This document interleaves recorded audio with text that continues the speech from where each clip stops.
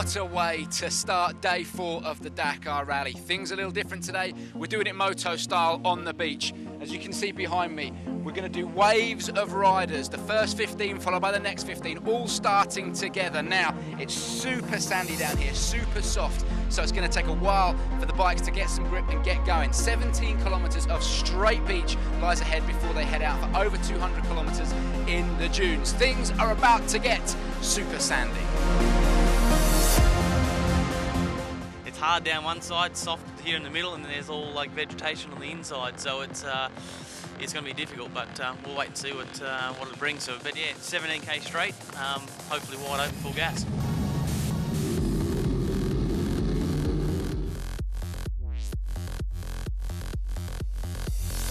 For us, it's not perfect, to be honest. It's a bit dangerous, and we have to really pay attention a bit more than normal. But yeah, we'll just get through it and see where we're at for the second part of the stage.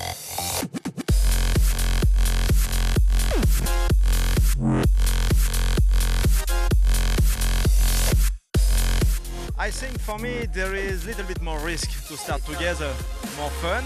It's better also for the TV, for everybody, but for concerning the race it's a little bit more risky. Yesterday we did a really good job with the two flat tires also, but today we need to be strong, you know, all the way, and we see what the race can decide today.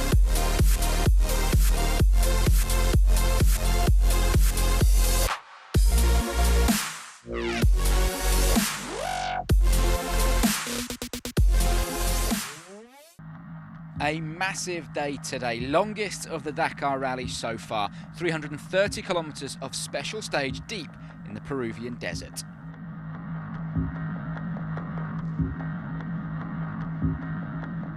As usual, the bikes kicked off the action, and it was this time last year Toby Price crashed out on his KTM.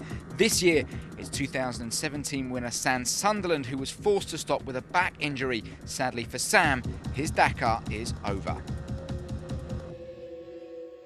Unfortunately, Sam had he was searching for a waypoint on kilometer 230, 240. Could not manage to find it easy. He got it in the end, but then afterwards he jumped into a hole, and I think the bike hit his back, so he got a compression call. And he continued for 5 kilometers more, but then he had to stop because he could not manage the pain.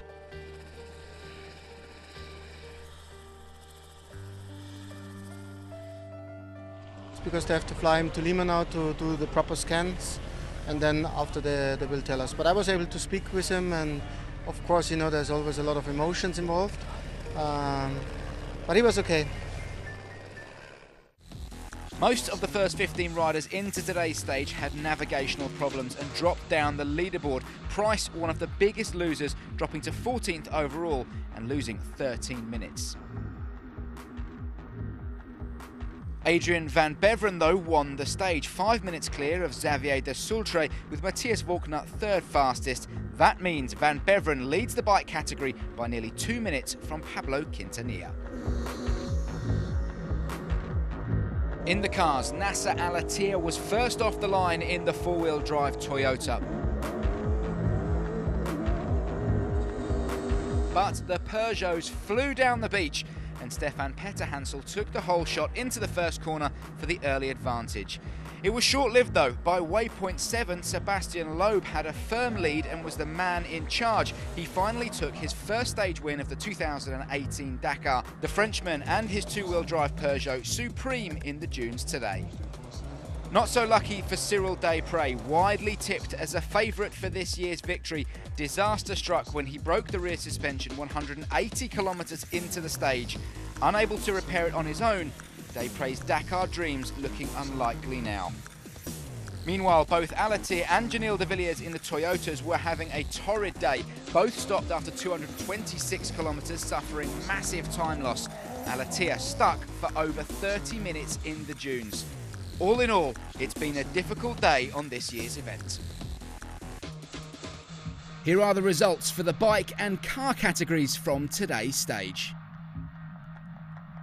And here are the current overall standings. Head to redbull.com/Dakar for full results and much more.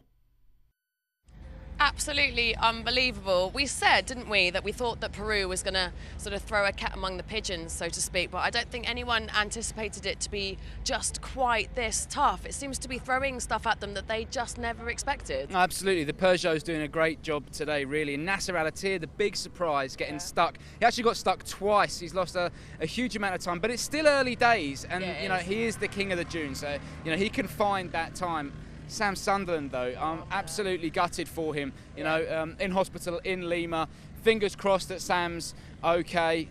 KTM still in good hands with Toby Price, and Cyril Desprez, outside favourite to win this year. I'm absolutely gutted for him, but as we said, it's never say never. There's a long, long way to go. Yeah, thank goodness for that. It was nice last night, wasn't it? Before all of this, you managed to have a very, very nice chat to them. What a couple of legends they are. True mates, aren't they? Absolutely. It was a real privilege for me to sit down with Cyril Desprez and his mentor, Stefan Petter-Hansel.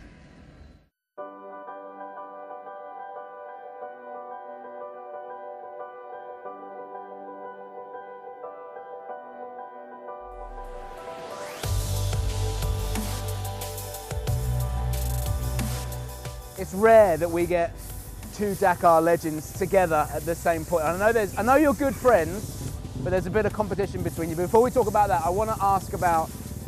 We were good friends Before the race. But there's like a 2-week window. But you continue to sleep together. Not in the same bed, in No, the same camper. We have 2 beds. Okay, you make that clear. What is it that makes people come from the bikes, 5 wins, 6 wins on the bike, and then be able to succeed in the car? Because we see people like Sébastien Loeb, who's so quick in a car, but he hasn't won the Dakar yet. What do you think the difference is between the bike riders? Seriously? Yeah.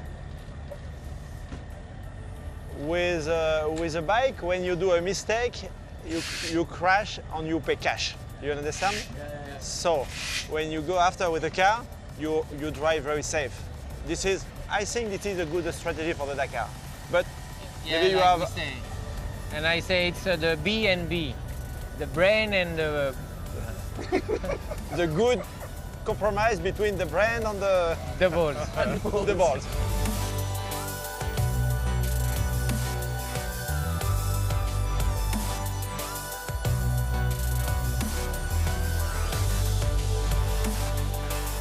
Do you think there's a different mentality between the bikes and the cars?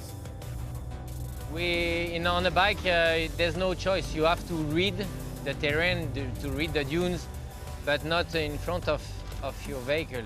You know, 100 meters, 200 meters, 1 kilometer, and reading the terrain, for sure, it helps. But also, I think the spirit is completely different. All the bikers are really close together, you know. We are able to stop to help. No, not you? I think that you stop for your friends sometimes. Yeah. No. What's the secret? What's the secret of, 13 wins, 5 on a bike? What's the secret? I would like to You know want to what know? is the You secret. want to know? Yeah. But he's too young to understand, you know. After 50, it starts to be much better, you know. You learn from your mistake, and year after year, you are better for sure. Now, for the difference also, the big difference is also with a car, that you have a co-driver with you. Normally, with motorcycle, you take always your proper decision, direction, and with a car, you need to follow the sign of a co-pilot. So this is really, at the beginning, it's really complicated.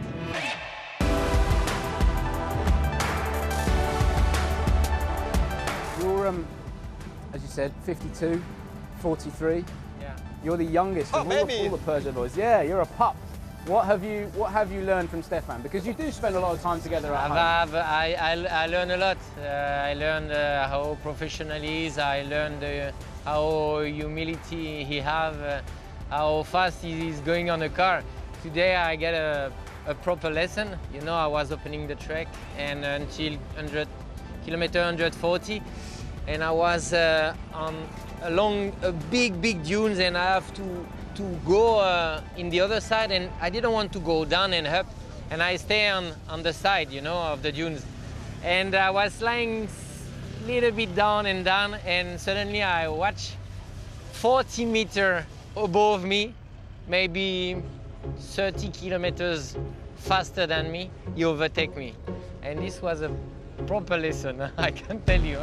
The feeling today was like when I was young with my skateboard, you know, on the on the ball. I tried to slide a little bit, and yeah, it was just a pleasure to drive.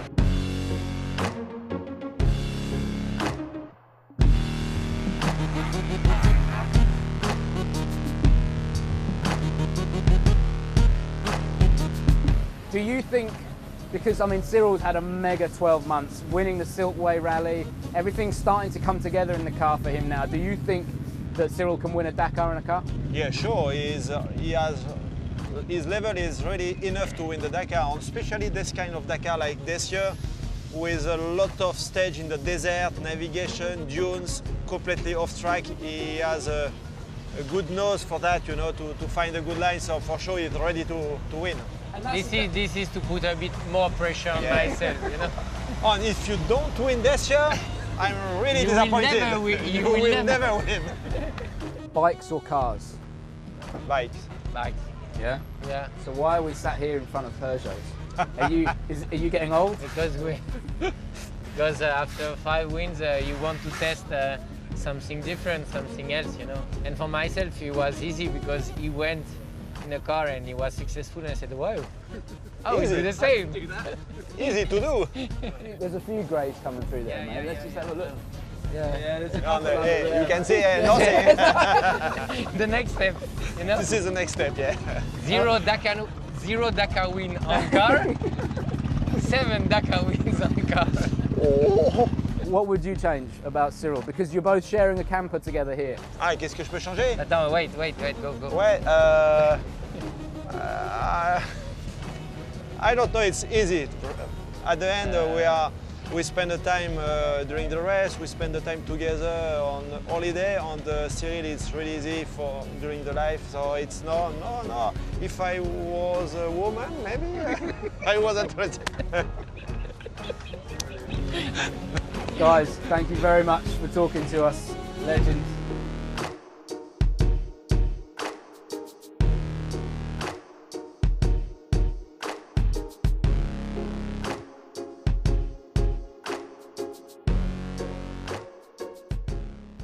So that is it from San Juan de Marcona. Now we make the long journey to Arequipa. Make sure you keep up to date with us using the hashtags, #Rally Dakar and Red Bull Motorsports. Absolutely. Make sure you join us for our final day in Peru. We will leave you now with what is unquestionably my favourite onboard of this year's rally so far. This is Nasser Al-Attiyah blasting off the start line down on the beach this morning. From Alex and myself, goodbye. We'll see you tomorrow.